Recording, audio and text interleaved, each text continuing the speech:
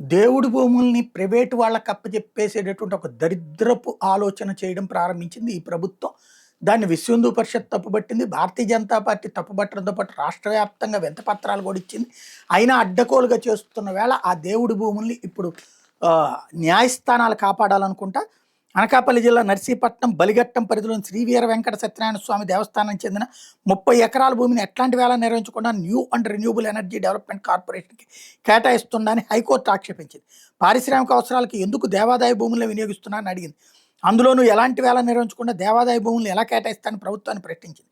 దేవాలయ భూముల కేటాయింపు వ్యవహారంలో చట్టవిరుద్ధంగా వ్యవహరించడానికి వీల్లేదని, దేవస్థానం భూముల కేటాయింపు వేలం ద్వారానే జరగాలని స్పష్టం చేసి తదుపరి విచారణ జూన్ 24కు వాయిదా వేసింది. ఈ మేరకు ప్రధాన న్యాయమూర్తి జస్టిస్ ధీరసింగ్ ఠాకూర్, న్యాయమూర్తి జస్టిస్ చల్లా గుండ్రంజల ధర్మాసనం బుధవారం ఉత్తర్వులు జారీ చేసింది. నర్సీపట్నం మాజీ ఎమ్మెల్యే పిటిషనర్ పెట్ల ఉమాశంకర్ గణేష్ దాఖలు చేసిన ప్రజా ప్రయోజన వ్యాజ్యం మీద సీనియర్ న్యాయవాది పొన్నల సుధాకర్ రెడ్డి వాదనలు వినిపిస్తూ ఎలాంటి వేళ నిర్వహించకుండా దేవస్థానం భూమిని ప్రభుత్వం ఏకపక్షంగా ఎనర్జీ డెవలప్మెంట్ కార్పొరేషన్ కేటాయిస్తోందన్న ఇందుకు సంబంధించిన ప్రతిపాదనలను ప్రభుత్వం ఆమోదం తెలపకముందే ఆ కార్పొరేషన్కి 30 ఎకరాల భూమిని స్వాధీనం చేసుకుందని వివరించారు.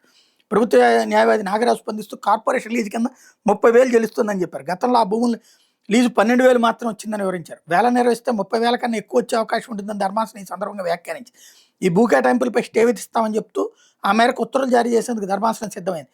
ఆ సమయంలో నాగరాజు స్పందిస్తూ దేవాలయ భూముల్ని ఇతర సంస్థలకు కేటాయించే విషయంలో నిబంధనలు సడలిస్తూ ప్రభుత్వం జీవో జారీ చేసిందంటూ దానిని ధర్మాసనం ముందుంచారు. దీంతో అసలు ఈ ప్రభుత్వ జీవోనే సవాల్ చేయాలని పిటిషనర్ ఆదేశిస్తూ తదుపరి విచారణ వాయిదా వేసింది.